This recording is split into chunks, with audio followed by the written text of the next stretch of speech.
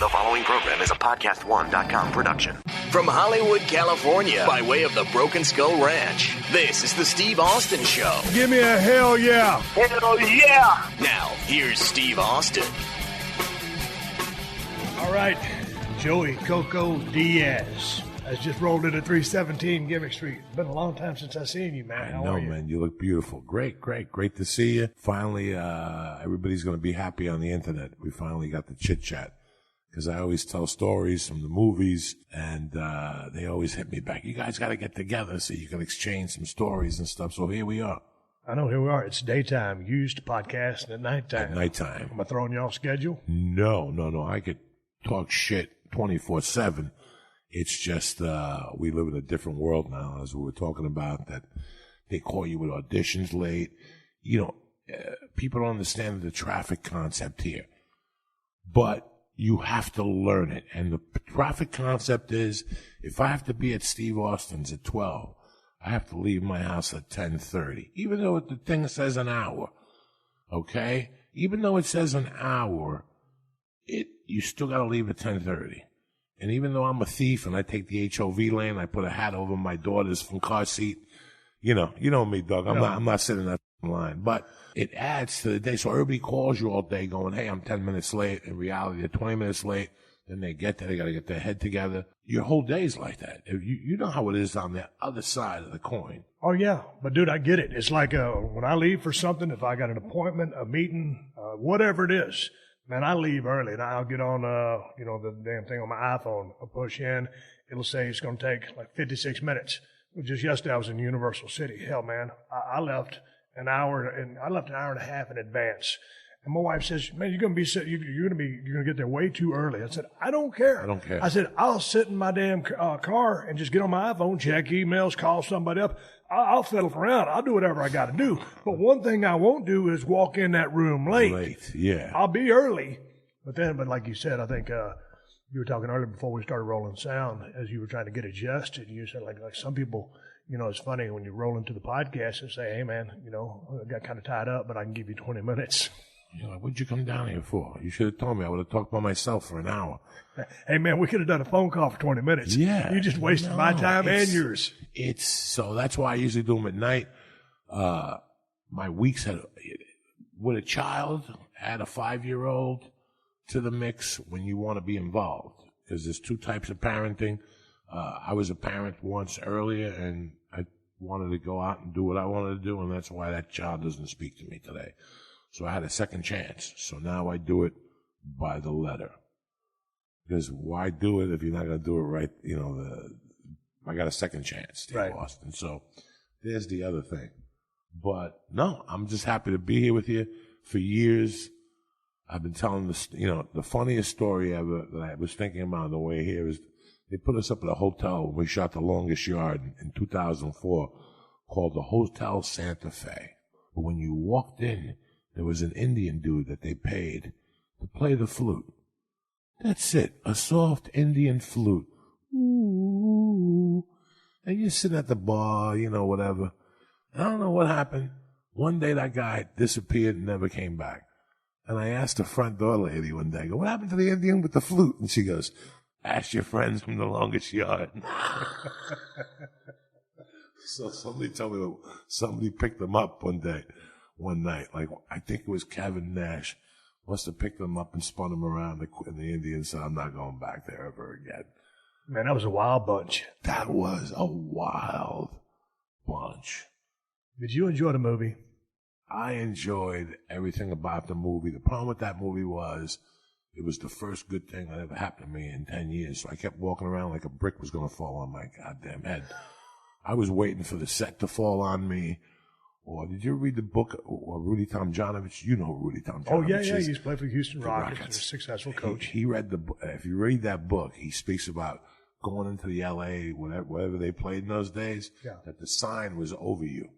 And he would look when he would be played there and go, one of these days, that sign's going to fall down. The night Kermit Washington punched him, he woke up. He goes, what, did the sign fall down? That's how I walked around. Like, I thought that something was going to happen. Like, this is too, I'm talking to Steve Austin. I'm talking to Kevin Nash. I'm sitting next to the guy from Warriors. On this side, I got Burt Reynolds talking to me like I've known him for 20 fucking years. Yeah. You know, not just an hour. At the table read, 20 years. Like, we're talking like, how you doing? What's going on? What's going on? Have you gotten a piece of ass lately? And then the lady shows up and takes her tits out at the table read. The old lady that was in the movie, the only woman in the fucking movie, she took her titties out. She did? Her flapjack 80-year-old tits, picked them up at the table read, and that's how I knew at the table read. I go, this is no bueno. First of all, I'm not ever going to lie to anybody. When they called me to go to the table read that Tuesday, I had $35 cash. That was it. No money in the ATM. I had a half a pack of cigarettes and 3 joints. I gave a $5 to the limo driver that drove me to the table read. I had 30 cash, 7 or 8 cigarettes, and 3 joints. I didn't know what was going to happen. That's the truth. My wife didn't have any cash. I had no money. I had $35. That was all I had in this planet. I didn't have a ring to pawn.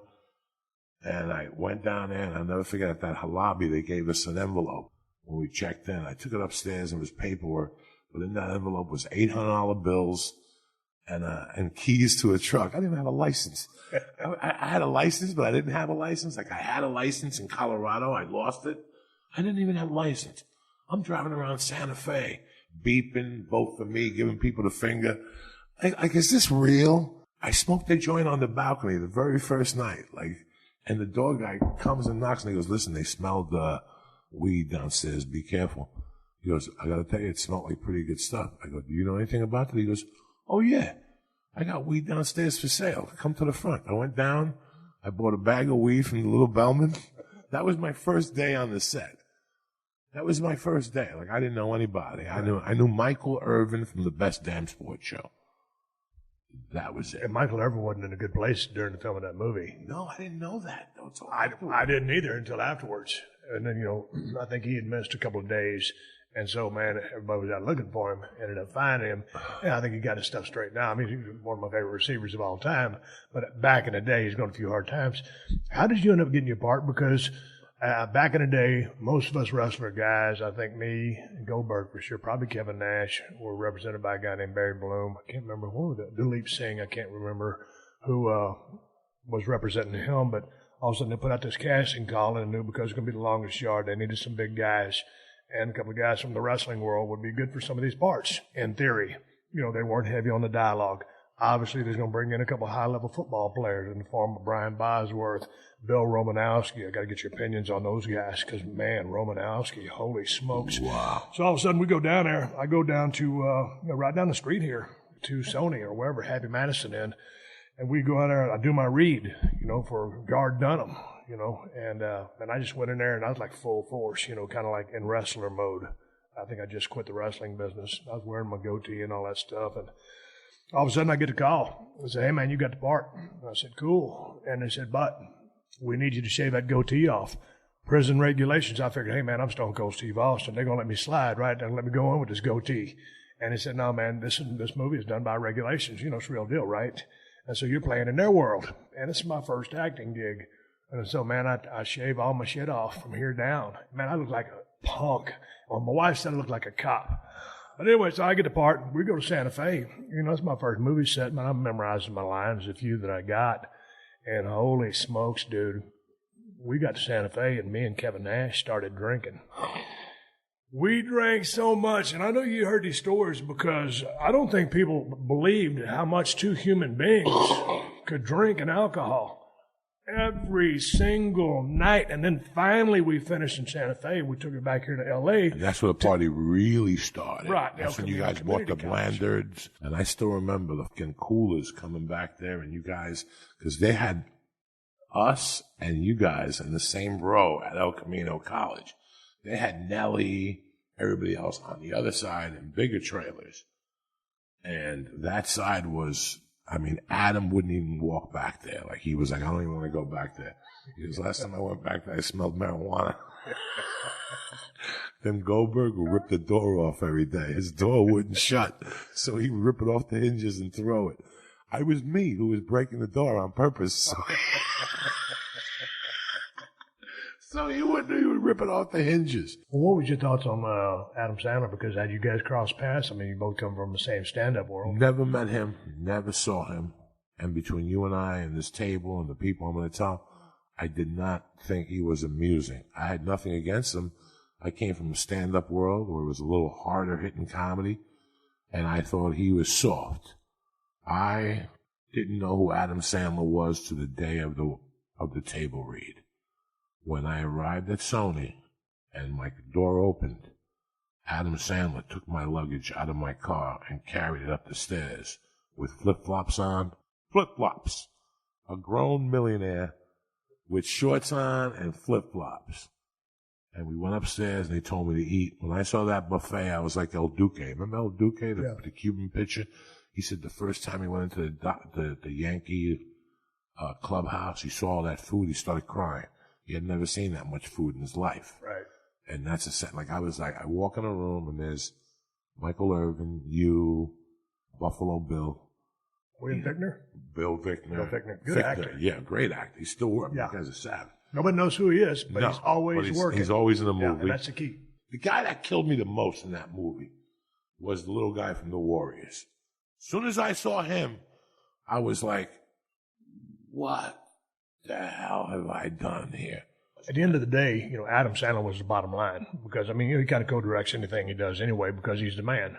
But I'll never forget, when I saw the first cut of that or, the end product, whatever it was, like, man, I was in full wrestler mode. I was way over the top. And I'm like, no one ever told me nothing. That, we'd do the scene a couple times, we'd get the other person's coverage and we'd move on.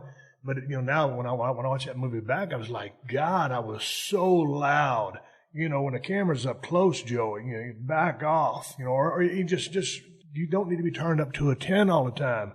And I felt like I was yelling the whole movie, which I didn't need to yell. And I was like, man, I wish someone would have told me, hey, Steve, back it down a little bit, because I wasn't an actor. I'd never studied I'd taken an acting class. I just knew my lines. But I was like, dude, direct me, help me out. I'm the green guy here. So I was just mad about my performance because I thought I could have used some better, quite frankly, direction, instruction. What did you think of the finished product when you first saw it? Well, I enjoyed it. I enjoyed it a lot. And, I'm an Adam Sandler fan, and Bill Fichtner did a great job as, the quarterback for our side. And so I enjoyed it. But, man, when you're trying to, and it was cool that Burt Reynolds was there, but when you're trying to make redo one of those iconic movies of all time, I mean, The Longest Yard, everybody, Burt Reynolds was the man back in the day. And so you try to remake a movie like that, it's kind of, those are big footsteps to fill. I thought it did a great job and kind of doing a little bit more comedic spin on it because of the characters involved, with Adam being the lead guy coming from the world of comedy. Yeah, he does serious movies. When was the last time you watched the original Longest Yard? Oh, man, I haven't seen the original one in probably, 10, 15 years. It's time for you to watch it again. It's so weird because I saw that movie at a particular movie theater in the Union City, New Jersey cinema. And there was only 2 movies that I saw in there that brought animals. Like, we were on our chairs. Right. 1 was Rocky. 2 was The Longest Yard. And I can talk about Enter the Dragons, all the Bruce Lee ones. I saw Tommy the Who there. I saw a million movies in there growing up. Nothing drove us crazier on the walk home than The Longest Yard. Like, I knew people. My mom had a bar, so people who had been in prison hung out at that bar, and I went back and told them about, oh my God, for once, you guys were great, and all this stuff in my head. So when the movie came back up again, I was like, I want in. When I first saw the finished product, I cried. Really? I was upset. Especially when he put the finger in his mouth and gave the guy the loogie in his ear. Like, yeah. I wasn't there that day, or I would have been smacking people if I would have saw that shit. Like, I was just pissed. And then I watched the movie with family, and it's entertainment. And look today, it's on every weekend. I'll never forget when they cast me that part. I was a running back, and I thought, well, okay, I'm Stone Cold Steve Austin, man. I'm a stunt double. Well, I get there, I ain't got no stunt double. So I get all padded up. I ain't running in a couple of years, and especially in a football setting. And man, I ended up pulling a hamstring. Joey, I can't run very fast. I pulled I'm glad you brought up The Exorcist because I pulled 2 hamstrings in my life. One was in the movie The Longest Yard because I was running through all those drills. You run through the tires and everything like that for shoot. I was weighing about 275 at that time, dude. I was jacked and drinking a lot. I mean, it's a wonder we didn't explode or burst into flames because it was hotter than hell. And when we came out there to Santa Fe, dude, if you remember, that sun was just beating down on us. Well, hell, my big dumb ass, I'm out there bald-headed. I'm an albino to begin with. I'm very, hypersensitive to the light. So I got these UVA, UVB rays just kicking my ass. The next day I woke up, my head was redder than a dick on a dog. I mean, I was sunburnt. The worst sunburnt I've ever had in my life. And I'm like, well, I can't sell it. Can't let anybody know. So I'm just, now I'm smarting up. I'm using all the damn sunscreen lotions. So anyway, running through the drills. I thought I'd have a stunt double. Did not. And I'm over there running up like, God damn, I thought this acting was going to be easy as shit. A little bit tougher than I thought it was going to be. And then a long time ago, going back to your Exorcist days, we'll get back to the movie and we'll shoot the breeze and move on. Exorcist first came out, just like you said, and I'm 53 because you're a little bit ahead of me. What are you? I'll be 55 on Monday. Okay, so you got about 2 years. And how old were you when you saw that? 10. Okay, so I was 12. I was at my best buddy's house over in Edna, Texas, town of 5,000 people. I lived about 5 blocks from my buddy. Kind of zigzag down these blocks. This is in Edna, Texas. It is darker than shit. I mean, just black. And I just seen The Exorcist, Linda Blair. Just an incredible movie. Spin her head in a 360. Stab herself in the crotch with a crucifix. Spit up the pea soup on the preacher. Levitate out of the bed. I mean, dude, that movie scared the shit out of me. So I'm walking home. I'm this big bad son of a bitch, right? Been lifting weights and stuff like that. It started back in the day. But, of course, you're tough as nails. And then, I got to this one corner, Joey. This was the darkest, blackest street in Edna, Texas. And I got to walk straight through that sumbitch.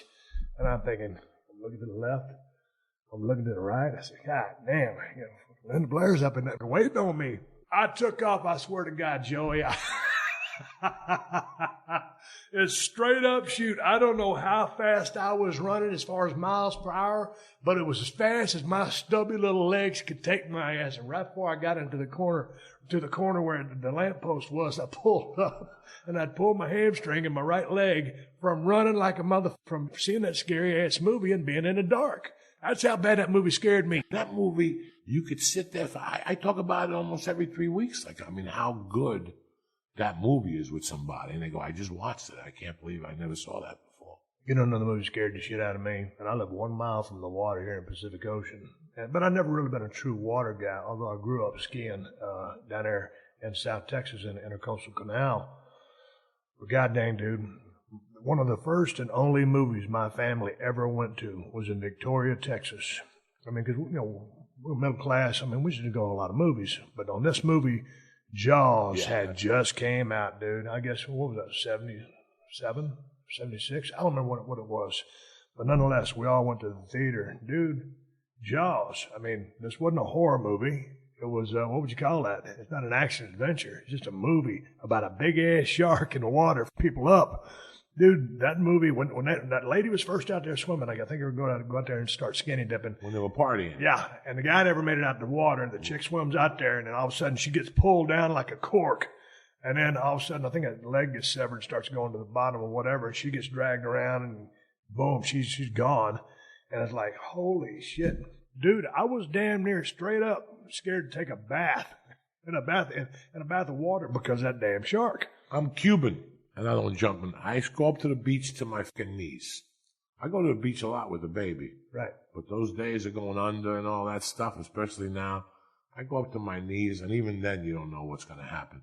Or if I do go in, as soon as one of those leaves touch my legs, one of those little corals that swim around, I run out of there. Dude, people ask me all the time, I said, man, why don't you take up surfing? Because, Sandler would go surfing with Romanowski and people like that during the longest yard. And I was like, dude, man, I said, I got a pretty good set of legs on me. It'd be a choice meat for a big-ass shark. I said, there's going to be a lot of things that happen to me in my life, but getting my leg bit off while I'm trying to surf ain't going to be one of them, so I just avoid the water. I ain't down with it. I like everything, but I'm like you. And then let me tell you the worst thing about that. That movie was either shot or it's supposed to be off the coast of Long Island, Montauk, New York. When I was a kid, a guy I knew had a house up in Amity, which is real close to that place. Yeah. And I remember going, at that time I had been to the beaches in Cuba, obviously. I don't remember them. I had been to the beach in Coney Island, and I had been down the Jersey Shore. I had never been to out there. And that was the first time that the beach wasn't even a beach yet. It was ooky. Yeah. It was cloudy. You would see crabs walking backwards and frontwards on the beach, shells everywhere. And I'm like, you could tell. And that's where they have the most entrance and exit of great whites. When they come up, I guess that's the canal. Right. I don't know. I'm not a scientist. You asked me something earlier that I wanted to tell you. The most dangerous guy in that movie was Bill Romanowski. Because you never know what's going to happen about him. But I had a saving grace. Or you were playing on the same side with him? No. No. My best friend. Were you on offensive line? Yes. Okay, he was defense. Okay. What saved me was that one of his best friends is one of my best friends. We grew up together. We're Cuban. And he played safety at Boston College with Romanowski. That's the only thing that saved me with him. That was my in with him. As soon as he saw me, he goes, Coco, and we started talking, and that made it easier. But I don't know if you remember that little Italian dude on the set. There was a guy that was a guard. That was a little Italian dude, 5'11". He was on the developmental squad of the New England Patriots. He hurt 3 people on that set. He just hit. He was the perfect size. There's something about a big guy hitting you, 6'4", about Jack Lambert. But there's also something about a safety. One of those safeties that's just a little bit stronger. He whacked the guy. The one guy was walking around with the elbow, and he hurt somebody's leg. One of those Mike Irving type catches, he pounded him. And if you watch that movie over, that scene where Romanowski's supposed to hit me, that started off as a joke. I had my helmet on, and Romanowski was there, and the kid was there. And Coach, who was a great guy, goes, who do you want to get tackled from? And I go, I seen what this Italian dude's been doing the whole week. If it fits between you two, I'd rather get hit by Romanowski. I wouldn't have said that in front of Romo. The cocaine and whatever else was in my mind the night before made me say that, and he took it personally. That was the first time ever that I don't know what was going to happen there. He started hitting me. Remember, there's a scene where I catch the ball and he hits me. And then he hit me the first time, and he goes, and he looked at me, and he goes, now you rather get hit by the pussy or something? And I go, no, I'm surprised this is all you got. And the next scene, he came out again, bam, and knocked me down. But I was like, I've been hit worse. I got up and I go, that's the best you got? Jesus, how did you play in the NFL? And then if you see that last one, he made my helmet turn around. That's the one that hit my spine, and I got electric shocks. And after that, I even got up again, and I go, that's the best you got? And Peter Segal goes, that's enough. So it was a DB or Romanowski? It was Romanowski slamming me. That guy was about as intense as you could get. And, the one thing, him spitting in that dude's face, first of all, he was an outstanding player, but he could be construed as a dirty player. I got along great with him. Me too. But I'll tell you what, man, all of a sudden you get out there and Adam Sandler's a quarterback, or he's going through the, whatever, doing the snap count and handing the ball off. Man, I'm looking at Romanowski, and I'm thinking, holy shit, because you can see Romo's a smart guy. He's very smart. He's a very smart guy. And good looking guy. He's kind of got those eyeballs that just kind of squint at you. But dude, all of a sudden, as soon as they started barking him signals, Romo's eyes got about this big, and he was a predator, and he could see every single thing on the field. And I'm just watching his eyes, because he was an outstanding football player. When that dude's scanning the field, it kind of goes like back to Predator. Remember when the Predator, he's scanning something up, he's marking distance, he's putting the crosshairs on it. That's like Romanowski. I'm thinking, holy shit, I'm a pretty tough guy, figuratively speaking. I don't want to get drilled by Romanowski, because I'm thinking he's going to go full shoot mode and just cripple my ass. Well, we was on the same side, but you know what I'm saying. He was the guy. I thought he was just going to crank on somebody. And then if you remember the second or whatever last play might have been the last play, because Burt Reynolds comes back for the cameo, and he's going to make that winning touchdown and, pay homage or give him his respects. And the whole thing, because he's got to go through Romo. Romo, right. And I was thinking, is Romo's ego going to be so great that he can't let Burt Reynolds score on him, and he's just going to drill Burt? And Burt was about 72 at this time, give or take. Because today he would be about 81, or is 81, because he's the same age as my dad. But I thought he was going to kill Burt Reynolds. And he was talking about Burt Reynolds a while ago at the table read, talking to you like he'd known you for 20 years. Dude, we got there. We'd been filming for a while. Burt comes on the set. I think he was dealing with some bike issues at the time, with the pain pills. And it's like, man, there he is. You remember how cool Dom DeLuise was? Remember when they came that day? That's right. Dude, that guy was such a sweetheart and was so nice to me. But, dude, there's Burt, man, a legend. And, all the movies that he did, from Sharky's Machine to Smokey and the Bandit to all this stuff. I was a huge Burt Reynolds fan, so now's my chance to get a chance to meet the guy. And, you've been around for a while, Joey. When you meet some people and all of a sudden you stick out your hand, hey, I'm Joey Diaz, or I'm Steve Austin, or whatever, and they just blow you off like a piece of shit. That's what I was expecting. Dude shook my hand, and we didn't have a long-winded conversation, but we talked for about 2 or 3 minutes, and it was as gracious as he could have been. I was like, thank God, one of my childhood heroes was super cool to me. So it was great to meet the man that I'd looked up to for so many years doing all those movies that he did. Because, at one time, dude, he was the #1 box office attraction in the world. So he turned out being cool. Like I said, you put on the beginning of The Longest Yard. I'm not advocating anything or anything. This movie was made in 1974. It was a different America. He has a beige two-tone jacket on. He smacks a woman, chokes her, steals her car, gets in the car, and to add insult to injury, the song playing is Mr. Saturday Night by Leonard Skinner. What would the world be like today if that plane wouldn't have gone down? You don't even want to think about that. I tell people all the time, the Beatles, what would have happened if Leonard Skinner was blowing everybody out? Ted Nugent couldn't follow him. They destroyed the Stones and Nebworth. What if Leonard Skinner would have kept going? We would have been one redneck badass country right now. If you don't believe me, when we finish this podcast, if you really want to see what it's about, put on Leonard Skinner Live. I think it's 1970 something from Oakland.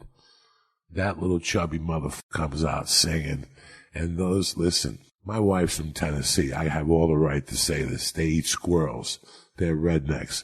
I married her because I love rednecks. When I was a kid, I was such a Houston Oiler fan and such a Dallas Cowboy fan that lived in a closet because all my friends were Giant fans. Yeah. I loved everything about Tom Landry. I loved everything about the Cowboys. I loved everything about Moses Malone. I was a New Yorker that should have been a Texan. I loved the University of Texas.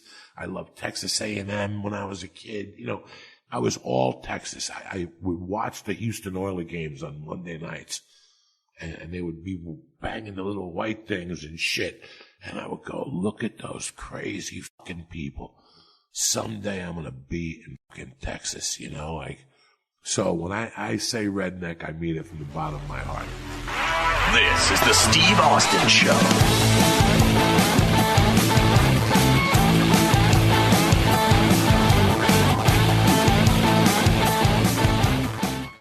Hey, it's Adam Carolla from The Adam Carolla Show. BetOnline is the world's most trusted betting platform and your #1 source for online betting. From the earliest odds to in-game live betting, BetOnline provides you with all the action and the ability to watch and bet on games as they happen. With the largest selection of odds on everything from football, NBA, college basketball as well. BetOnline has NHL, MMA, and championship boxing, all your betting needs in one place. Head to BetOnline today to get in on the action with America's most trusted site for online wagering. So have some fun. Make these games and these events and these combat sports a little more interesting with BetOnline. BetOnline, The game starts here.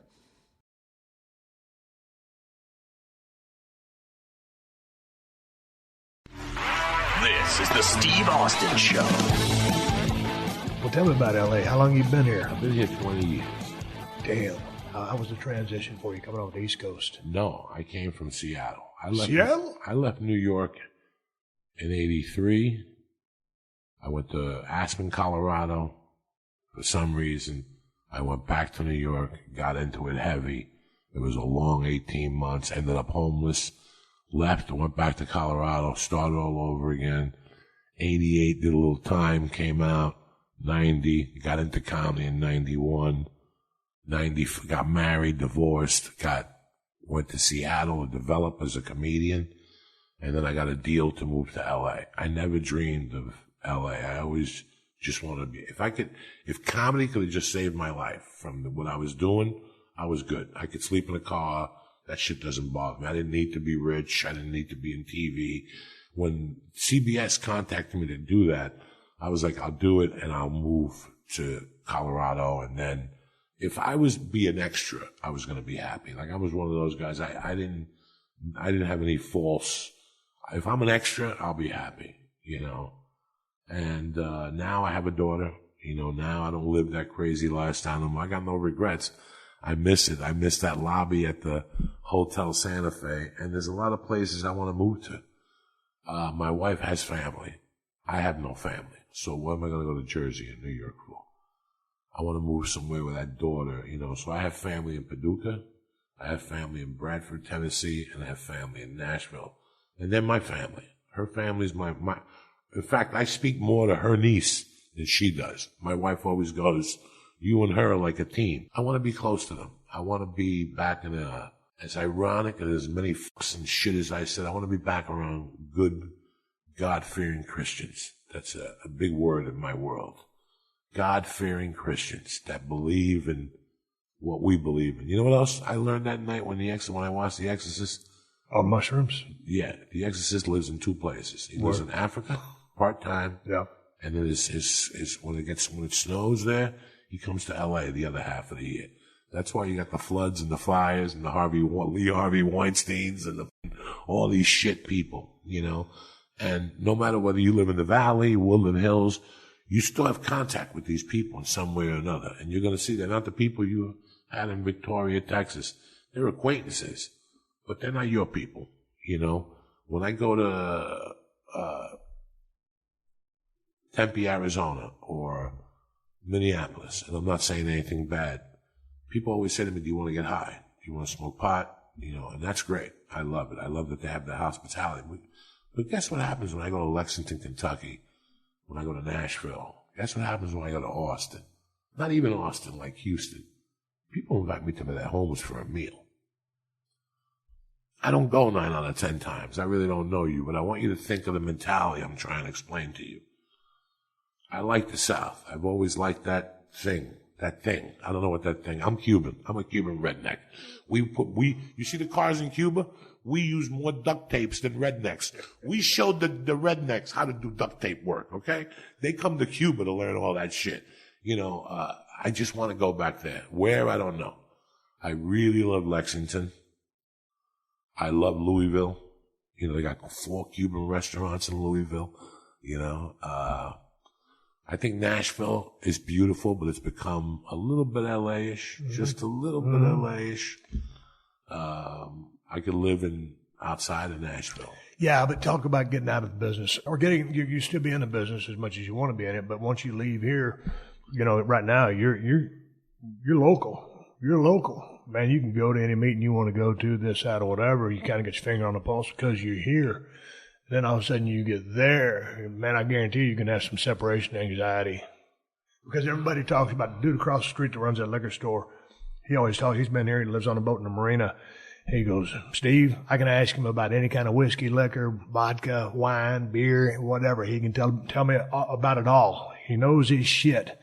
And he's always telling me, Russian guy, he says, man, me and my friends been talking about getting out of LA for 30 years. You know, or all these years later, we're still here talking about getting out. So it's one thing to talk about. It's a whole other thing to do it. You know, because I got my exit strategy too. But can you deal with the separation anxiety? We'll lift your head up. I think Chappelle does great. I see Chappelle a lot. He lives in Ohio. I think that I do. I like my life. You know what I like about my life, man? That I learned how to finally separate it. That's big in your life. That's very big in your life. And I got to tell you something. I learned a lot about entertainment when I watched you and Kevin Nash. Nobody is a more all-around entertainer than a professional wrestler. When I was a kid and I watched Teru Tanaka and Mr. Fuji and Chief J. Strongbow, they entertained me and they made me laugh. I learned something from watching you guys. First off, in all the different situations we were in with Adam and parties, I never saw one of you guys say no to an autograph. There weren't a lot of pictures back in 94 and 2000, in 2004 yet. But I saw how you guys were. The wrestlers are all around entertainers. It's an education being a wrestler. You weren't prepared for it either. I guarantee you. You know how you said about acting? You were allowed? Well, go look at your footage from your first 3 fights. I bet you don't like those either. No. No, but that's a complete different animal. Now, how long were you involved in professional? How many years? I just need to know. I mean, man, I probably lasted, solid 13 years. And you learned a lot about people in those 13 years. You learned that to build up your fan base, you got to love them back. Oh, yeah, man. There's There's a relationship there. So when I saw you and Kevin Nash, and there was one other guy on that set that got a lot of attention at that time, and how you guys dealt with it, that's big. Now you got to go home. Hey, can we take a picture? Now you go home and your 5-year-old doesn't give a fuck about you. And when you do put a TV show on, are you wrestling? She goes, I don't want to watch that, Daddy. You learn how to separate your moments. Listen, I love doing comedy. And on Saturday night, once I get off that stage and that check is in my pocket, the weekend is over. Don't be bothering me for shit. It's over. I go back to my room. All I'm thinking about is going back to my family on Sunday morning. First flight out. Sunday dinner with your family is the most important thing of the week. I don't give a fuck if you go out and hang out with Lee Harvey Weinstein the next 6 days of the week for dinner. But if you eat Sunday dinner with your family and your children and you break bread, that's big, man. That's big where I come from. I didn't have that growing up. My mom had a bar. We ate, but I want that for my family. So when are you going to go down and spend more time in Scott, Tennessee and the Kentucky area as well? Kentucky. I like Kentucky. Something about Kentucky. And Lexington is rocking and rolling. Hey, but let me smarten you up because I know you've been around. You traveled the world. You've done a lot of shit. But there ain't no bluegrass. Okay. It's green. It's green. But they call it the bluegrass thing. I love that. It's one of the best gimmicks in the world, but it don't make sense because I've been in every single town over there, wrestling the big towns and the little towns. I ain't never seen no bluegrass yet.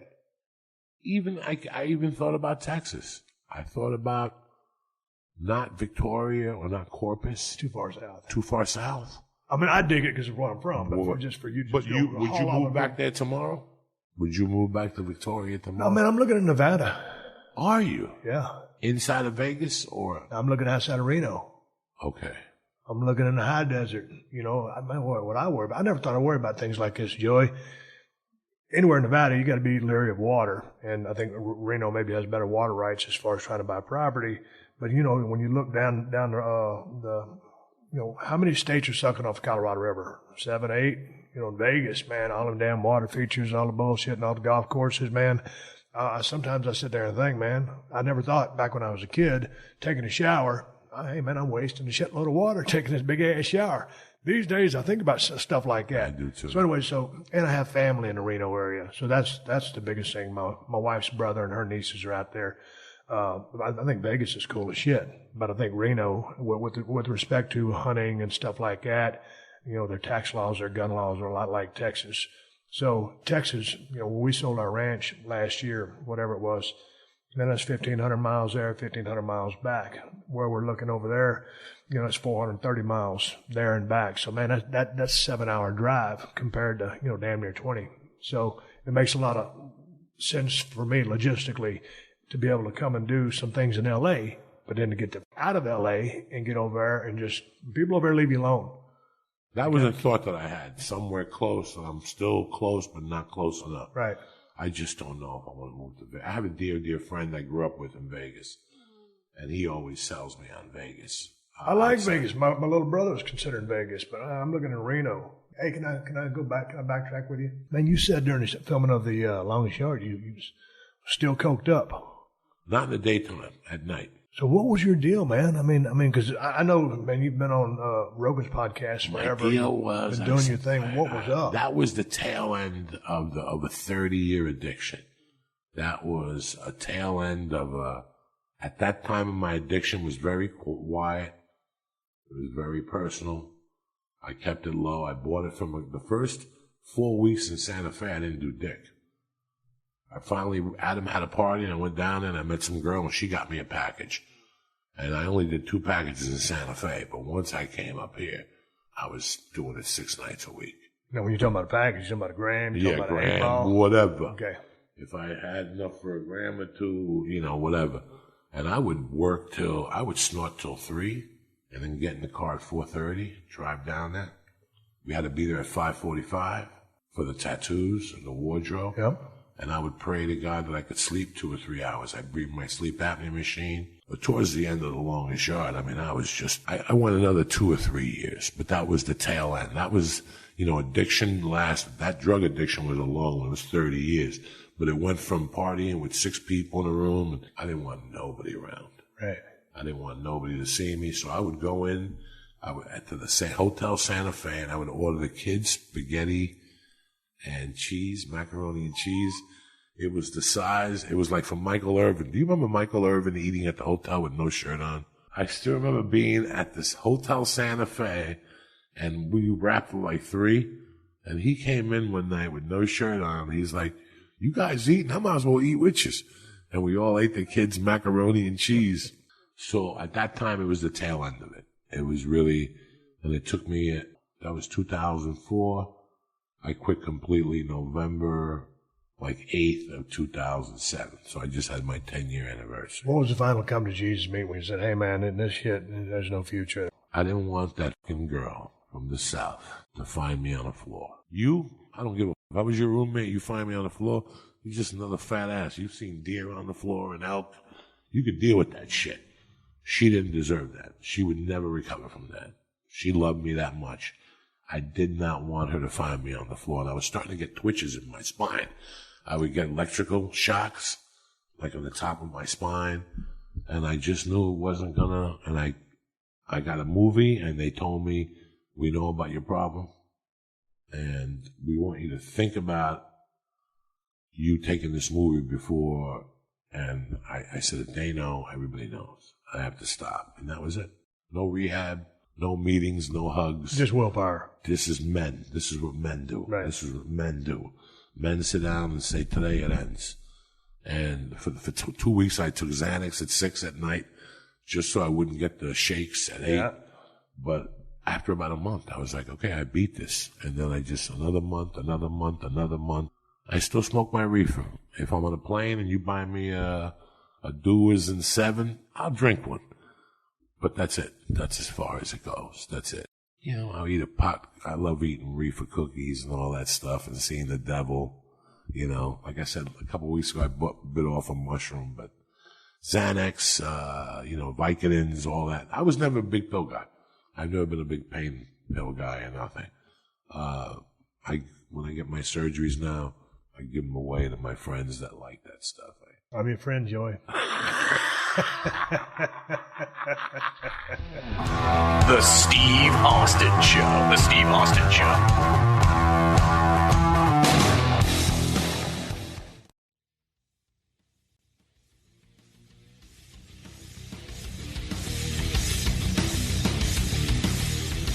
What's you gonna get worked on next? I'm working on a movie called, I'm working on a TV show called I'm Dying Up Here, Jim Carrey's show about the Comedy Store. But between you and I, brother, I'm just doing stand. I really fell in love with stand-up again. I love this art that we're doing right now, the art of podcasting. Just two guys bullshitting. and I'm trying to be a dad. That's it. How long you been doing your podcast? 5 years. I was talking to the dude that built you a studio the other day. Kevin. Yep. How's he doing? He's doing good. I've been meaning to go check him out and do his podcast, and he said he's going to come over and help me out. And he's phenomenal. Kevin, I've been trying to get a hold of him because Maria, I hope she's better. She's good. She's good. And then I saw that he got married, and I tried calling him, but I don't know if that's his phone anymore. I felt really bad because I just never, we lost contact. Yeah. We just lost contact. In fact, I might stop by. Is he in the studio lately? Oh man, that's a good question. I don't know, but I was talking to him probably 2-3 weeks ago. Talking about hooking up, and he's going to help me out and get this place dialed in because man, dude, this is about the lowest technology podcast. No, but it's beautiful. It's beautiful. You ever do Jay Moore's show? Which one? You ever do Jay Moore's podcast? No. Oh man, he's over. Well, he was in Palisades. If he's still there, man, I rolled in. I didn't know. You know, when I first got to business, I didn't know what it was going to be like, and so I get a chance to be on Jay's podcast.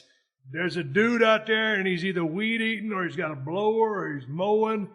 What's the day, Joey? Is it Friday? Friday. Today's Friday. Normally, all these motherfuckers around here get the yard done on Wednesday, but for today, just because Joey Coco Diaz comes over, this dude's got to do his shit on Friday. Why you got the system? I got a little 12-pound dog, barks his head off. That's why I got all the doors shut. My dogs can't even come over here. I'm trying to, this podcast ain't never going to win an NPR award for quality, sound quality, podcast host quality. You're phenomenal. Nothing. I ain't winning shit. But when Joey Coco Diaz shows up here, so notice I'm doing your second name, your last name twice. We're boxing here, Joey. And this motherfucker got to bust out some lawn equipment with the supercharger on it, completely disrespecting my guest here today. I want to ask you something. You said that when you were on the longest yard, you were drinking a lot. Oh, yeah. Really? Oh, dude, I mean, you kidding me? That was my game. There was there was you, Kevin, the coach, and the quarterback coach. And I'll never forget, because if you remember, they fed us at the hotel, and then we could go on the set, and they'd cook the good guy, Tony, whatever. Right. Would cook for you again. Remember Dilip used to eat 45 eggs a day or something like that? Hard-boiled eggs a day. So I would eat and then go on the set and eat again and eat again. It was 400 pounds. But I'll never forget one morning waking up and there was a lounge for the kitchen. First off, okay, so the flute guy went missing. Somebody picked him up and asked him not to come back. And then if you remember, the bar was a 3-seat bar, 3 seats at the bar, with a little TV, and then you guys had to sit around. Well, one morning I woke up and it's like you guys had just left because there was, I have to say, no exaggeration, 60 empty beer bottles, empty, with labels ripped off. You know, when people are drinking, they take labels off. They were just all, I'm like, it had to be these fucking savages. And then I heard a rumor that somebody actually broke into the bar one night and took booze. All right, and that was crazy. I don't know who that could have been. I'm like, these motherfuckers are crazy. And then one night, about a week later, I got a knock on my door. And I like to say it was either you or Kevin Nash. And they said, hey, give us the booze in your room. And I'm like, what are you talking about? And they're like, we'll buy all the booze in your mini bar. You said you don't drink, right? I go, no, take it. And it was like $200 worth. They gave me $200. They took every little airplane bottle of booze in the mix. Dude, the liquor sales went up in Santa Fe the whole time we were there. And you guys went out every night? No, we went out. I didn't go out, man. You just stayed in the hotel? Lounge, man. I go down that lounge. You guys were in the lounge. Yeah, dude, because all I got to do is walk to my room. I ain't getting behind the wheel or nothing. No. And so, man, I go down there and do my thing. Nash would show up. I mean, we'd hang out, and we'd just get ripped. And then we get up and go to the gym in the morning or after work the next day and then hit the bar and just start it over again. And man, it just, it was just a vicious cycle. I remember, when we came to L.A., we started off in Santa Fe, then we came to L.A., and they got us a crib over there at the Homewood Apartments. So, that's right. You guys were on this side. Yeah. That's right. Okay. So right over in the marina. And all of a sudden, they had rented us all like a Ford Explorer. And that was our rental vehicle. And we're driving all around L.A. back and forth to the set. I was training over at the World's Gym. I just introduced you to my wife a while ago before we started. And I met her. I didn't have my game because, when I auditioned for that part, you know, I had this goatee, and like I said, they made me shave it off, regulation-style mustache like a prison guard would have. So I'm trying to throw my rap down on my wife in the gym, and I ain't got my, dude, if I take this goatee off, man, I just lost my mojo. So now I gotta re-up my game here with just a stash. So I'm coming up to my wife with half a game, you know what I'm saying? My confidence was gone. Nonetheless, it worked, but we're still together 14 years later. But we'd go out to eat. Mexican food is my favorite food to eat. And so we go eat at a Mexican food restaurant or something like that. And I had so much shit. I had Red Bull cans, water bottles, beer cans. My car, I swear to God, Joey, you could fill up 2 or 3 hefty bags with all the empty cans that was in my damn truck. And when I met my wife, I was carrying my bills around in a hefty trash bag. That's the kind of caveman life I was living. And she'd get in, and my wife taught special education for 25 years. She's got 2 degrees. She's a very smart, cool, badass, independent chick. And all of a sudden, she gets in with my sorry ass and all this shit blowing around in the car. And I'm thinking, man, as smart as she is, I can't believe she's still hanging around, because she wasn't even a wrestling fan.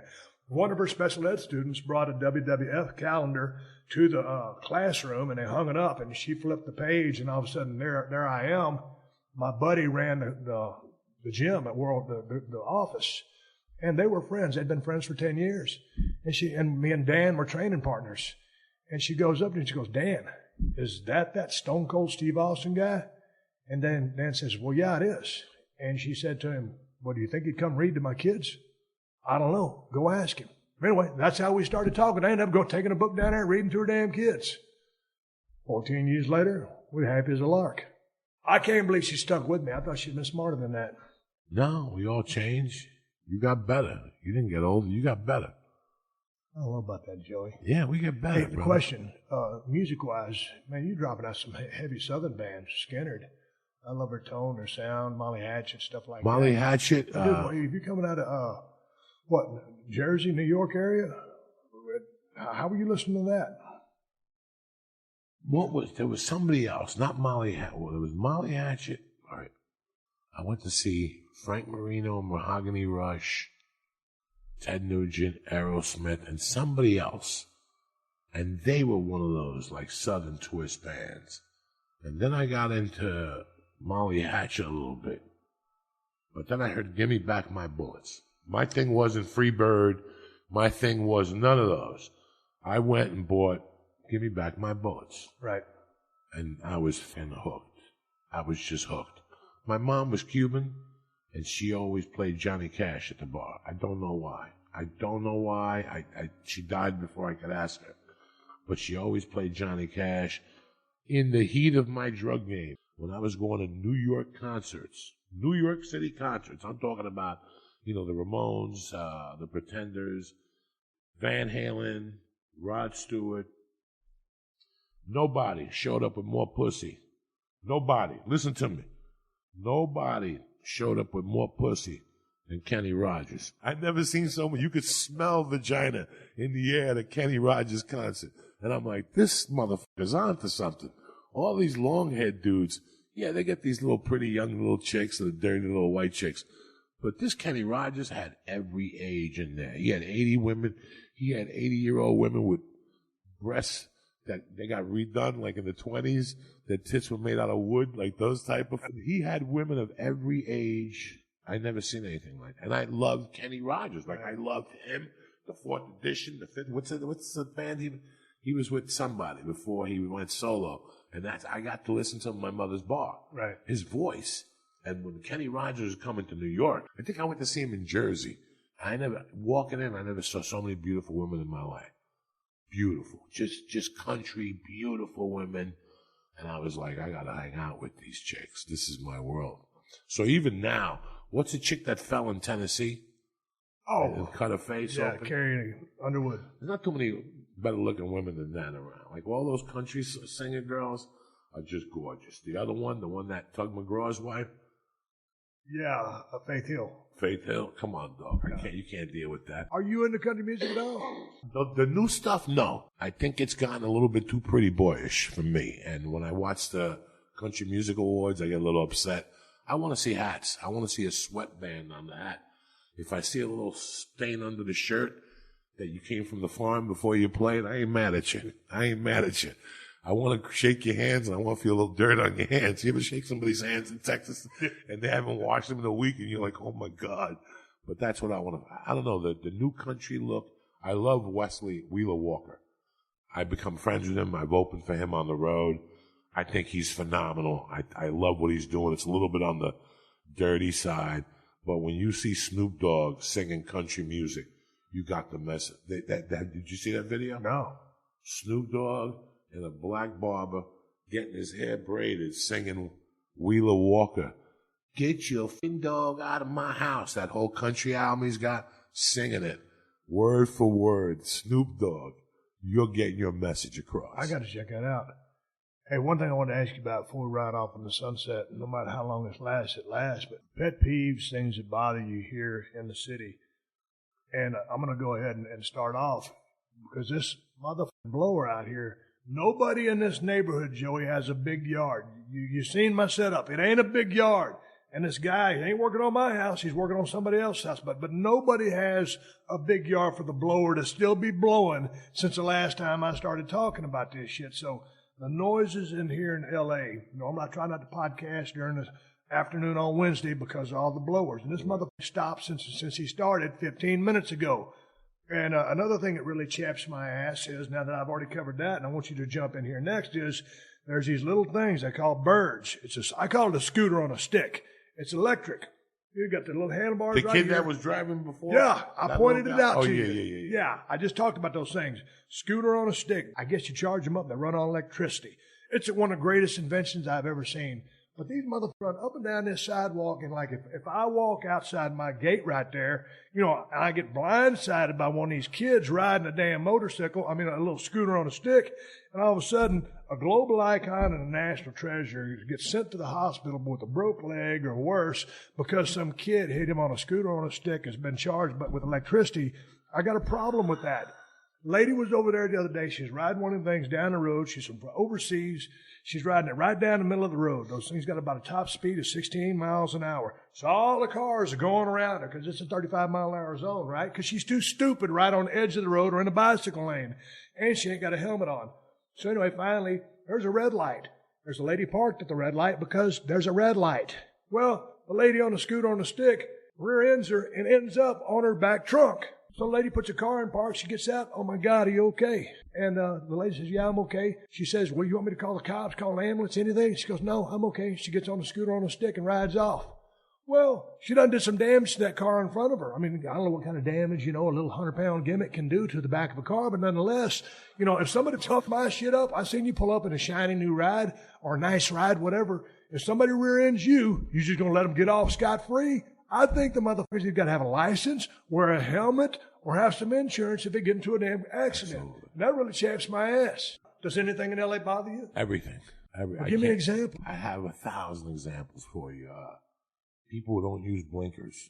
Oh, dude, in L.A., they don't want to do it. They don't want to do it. They just don't want to do it. Why, Joey? Why? Because they're too involved. They're too self-absorbed. No blinkers. You ever been driving down a street and there's cars coming and cars going, but there's a guy with his hazards on and he's unloading his fat grandmother or somebody else, and there's a parking spot that's open right there, but they won't do it. I live in the valley. So again, we have to go to Hollywood. How many times have you hit Hollywood? There's no traffic, and all of a sudden you hit a block and there's a ton of traffic, and it's because a cop is parked this way with his ass sticking out, and he's talking to some homeless drunk guy. I've actually opened my window and said, hey, come on, what the f*** are you doing? And they look at you like, you did something wrong. No, pull the car over. You're a cop. It's Monday. It's Monday at 9, and you got the car sideways. There's 1,000. It never ends here, the selfishness. It's very selfish here, and it runs from A to Z. That thing with the scooter, let me tell you something. They won't stop till 2 people get hit. That's what you need for them to. When I see, you have to walk around thinking to yourself, you can't be this fucking stupid. Exactly. You said something pretty brilliant. You said, it's the greatest invention ever made, which means within a month or two, my main man, Stone Cold Steve Austin, is going to go pick up a scooter. But I guarantee you, he ain't going to be on Washington Boulevard with it.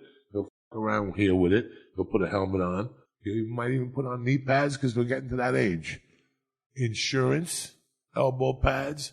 But if you're going to take your scooter on Washington Boulevard, I got to be honest with you, in this day and age, you got what's coming to you. But you're taking life in your own hands, too. Because there are people who ride bicycles around here, man. I got a bicycle. I got a little beach cruiser.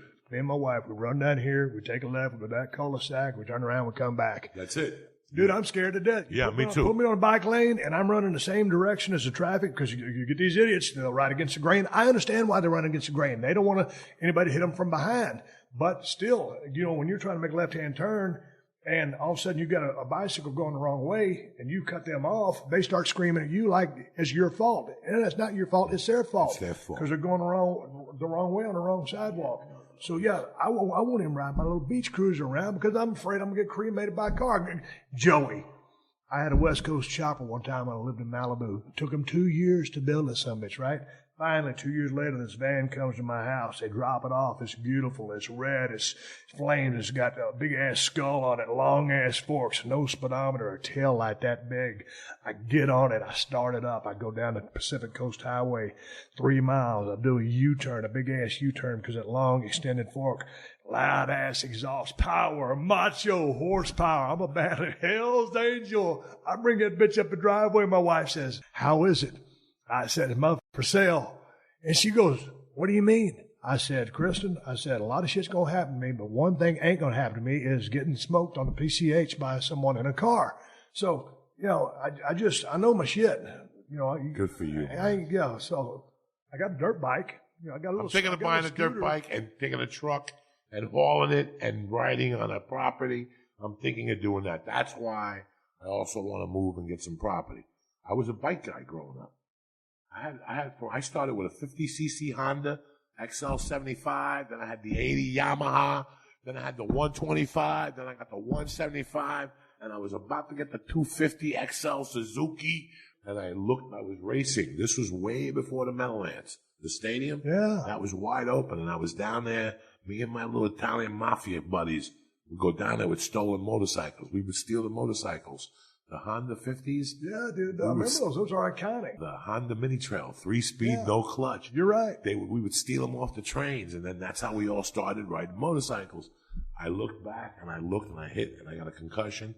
And by the time I got home, my mother sold the bike. Sold it. Like there wasn't no for sale signs. It was gone. And I haven't ridden a motorcycle since. And I've been thinking about buying like a 125 and just starting up again a little bit.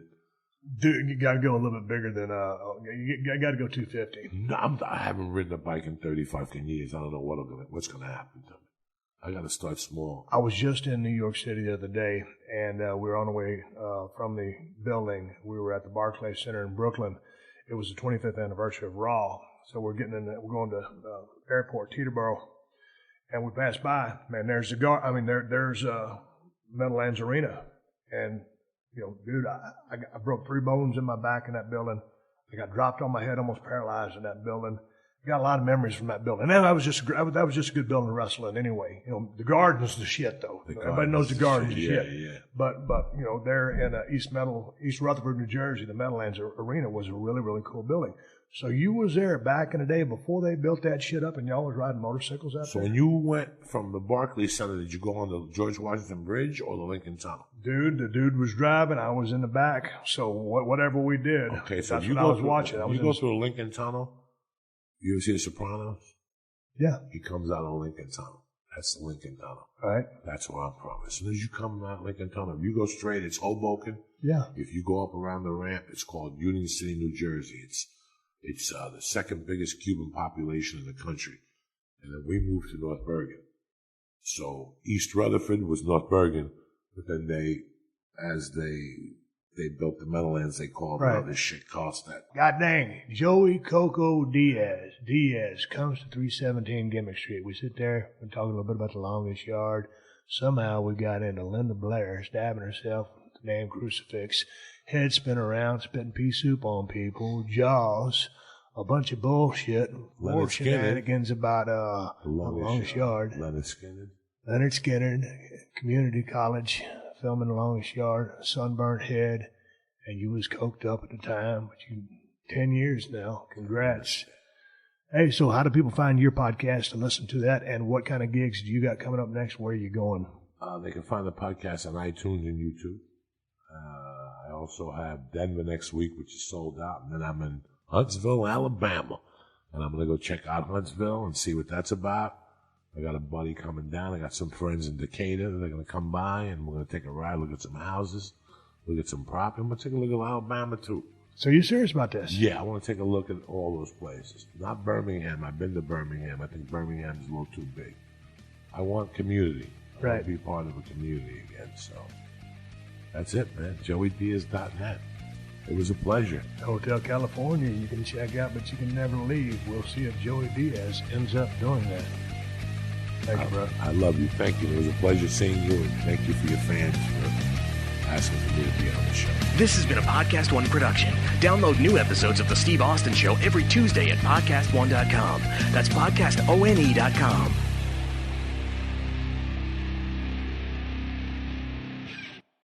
Are you looking for your next case? Pluto TV has all your favorite crime dramas streaming for free. You're gonna need some backup. Which means suspense is free. Very cool. Watch CSI New York, Criminal Minds, Blue Bloods, Tracker, FBI, and SWAT all for free. You can't outrun this. Someone is gonna pay for all this crime. But it's not gonna be you. Take care of business, fellas. Watch all the cases, all for free, from all your favorite devices. We got you. Feel the free. Pluto TV. Stream now. Pay never.